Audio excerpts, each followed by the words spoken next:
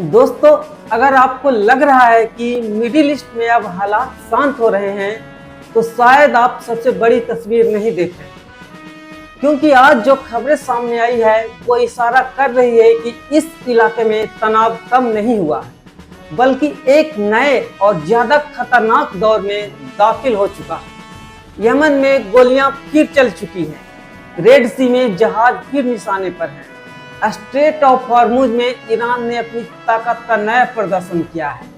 मिस्र ने फिलिस्तीन पर ऐसा बयान दिया है जिसमें इजराइल और अमेरिका दोनों को साफ संदेश दिया है, और तेहरान में लाखों लोग के बीच ईरान की सबसे बड़ी सैन्य नेतृत्व की मौजूदगी में पूरी दुनिया का ध्यान अपनी ओर खींच लिया है। दोस्तों, अब सवाल यही है कि क्या यह सब महज अलग अलग घटनाएं हैं या फिर इन सब के पीछे एक बड़ी रणनीति काम कर रही है। क्या मिडिल ईस्ट एक बार फिर ऐसे मोड़ पर पहुंच चुका है जहां एक छोटी सी चिंगारी भी पूरे इलाके को आग में झोंक सकती है। दोस्तों, आज के इस शो में हम सिर्फ खबरें नहीं सुनाएंगे, बल्कि हर घटना को जोड़कर समझेंगे कि आखिर जमीन पर क्या बदल रहा है और आने वाले दिनों में दुनिया किस तरह के हालात का सामना करेगी। तो वीडियो को आखिर तक जरूर देखिएगा, क्योंकि अंत तक पहुंचते पहुंचते आपको कई ऐसे तथ्य जानने को मिलेंगे जो इस पूरे घटनाक्रम की तस्वीर को और स्पष्ट कर देंगे। दोस्तों, शुरुआत करते हैं आज की सबसे बड़ी खबर से। यमन से आई खबर ने पूरे इलाके में एक बार फिर युद्ध की आशंकाओं को तेज कर दिया है। 5 जुलाई शाम को आने वाली रिपोर्ट के मुताबिक हदूदा प्रांत के हायास इलाके में हूती लड़ाकों ने सऊदी समर्थित यमनी सरकार की फौज पर बेहद सुनियोजित हमला किया। रिपोर्ट्स के अनुसार सबसे पहले स्नाइपर्स ने फायरिंग की शुरू की, इसके बाद ड्रोन और मोटार्स का एक साथ कई दिशाओं में हमला किया गया। हमला इतना तेज था कि सऊदी समर्थित फोर्सों को संभालने का मौका तक नहीं दिया गया। इस हमले में 14 सैनिक मारे जाने की आशंका है और 23 से ज्यादा सैनिक घायल होने की खबरें सामने आ रही है। बताया जा रहा है कि कुछ समय के लिए हूती लड़ाकों ने कई सैन्य चौकियों पर कब्जा करने में कामयाब रहे।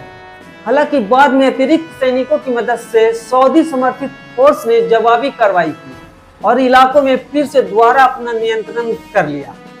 लेकिन असली कहानी सिर्फ इतनी ही नहीं है। दोस्तों, असल सवाल यह है कि यह हमला आखिर अभी क्यों होगा। दोस्तों, याद कीजिए, सिर्फ 2 दिन पहले यमन की सशस्त्र सेनाओं ने खुली चेतावनी दी थी कि अगर ईरान से आने वाला जहाज को रोका गया तो उनके रास्ते में दखल दिया जाएगा। सऊदी अरब के एयरपोर्ट, सैन्य अड्डे और दूसरे रणनीतिक ठिकाने भी निशाने पर आ सकते हैं। अब उसी चेतावनी के तुरंत बाद इतना बड़ा हमला होना कई सवाल खड़ा कर रहा है। क्या सिर्फ एक सैन्य कार्रवाई थी या सिर्फ एक राजनीतिक संदेश? क्या यह सऊदी अरब को चेतावनी है या पूरे क्षेत्र को यह बताने की कोशिश है कि अब लड़ाई का तरीका बदल चुका है? फिलहाल सऊदी अरब की ओर से किसी बड़े सैन्य जवाब का आधिकारिक ऐलान नहीं हुआ, लेकिन दोस्तों, जिस तरह से हमला हुआ है उसे आसानी से नजरअंदाज किया जाए ऐसा मानना मुश्किल है, और यही वजह है कि अब पूरी दुनिया की नजर रियाद और उसके सहयोगी देशों पर टिकी है। अगर जवाबी कार्रवाई होती है तो यह टकराव सिर्फ यमन तक सीमित नहीं रहेगा, इसका असर Red Sea, strait of Hormuz और पूरे मिडिल ईस्ट की सुरक्षा पर पड़ सकता है। यही कारण है कि आज दूसरी सबसे बड़ी खबर भी समुद्र से जुड़ी हुई है।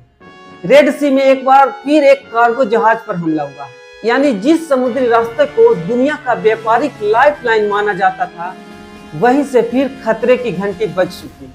दोस्तों, ऐसे में आपको क्या लगता है, आखिर ये लड़ाई कब तक चलेगी? कमेंट बॉक्स में जरूर बताइए।